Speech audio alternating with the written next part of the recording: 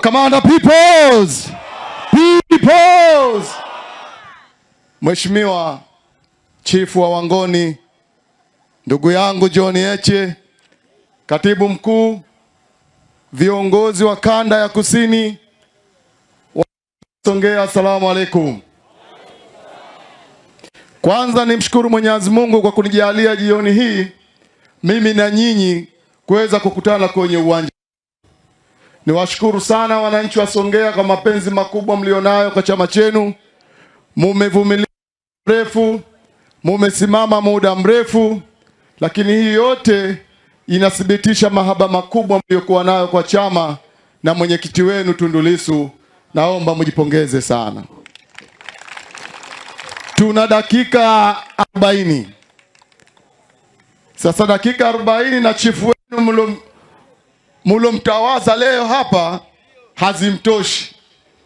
Sasa mimi sitaki kuzungumza mengi. Nataka nizungumze machache sana ili tumpe muda mrefu zaidi chief azungumze hapa.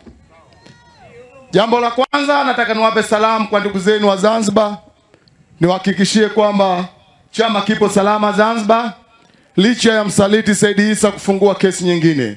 Na hii tutashinda, endeleeni kukiunga mkono chama chenu.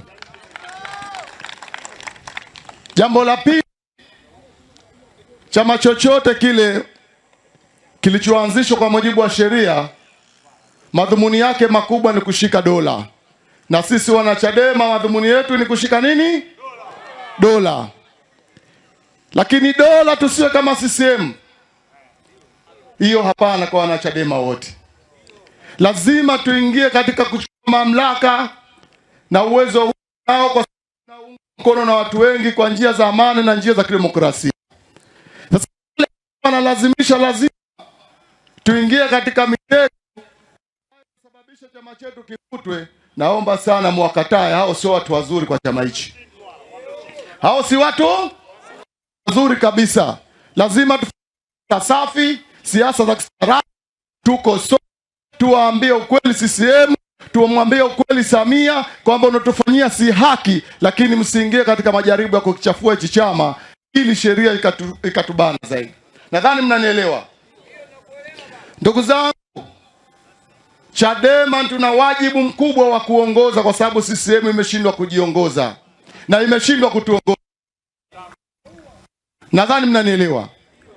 Kwa hiyo sisi hatujakataa kuweka hatima ya nchi hii salama, lakini tumesema wazi kabisa kwamba hatutozungumza hawa na jamaa hawa, maana wameanza kupiga kelele huko kutaka maridhiano kabla watu wa Ulaya hawajaja. Sisi hatutozungumza nao mpaka watu wa Ulaya watakapofika. Ikiwa mechi ya Simba na Yanga inachezeshwa na refari kutoka Morocco, inakuwaje sisi tukazungumza peke yetu?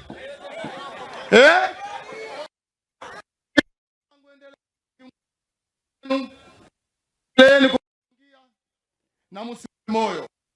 Haya mapito karibuni yatakwisha.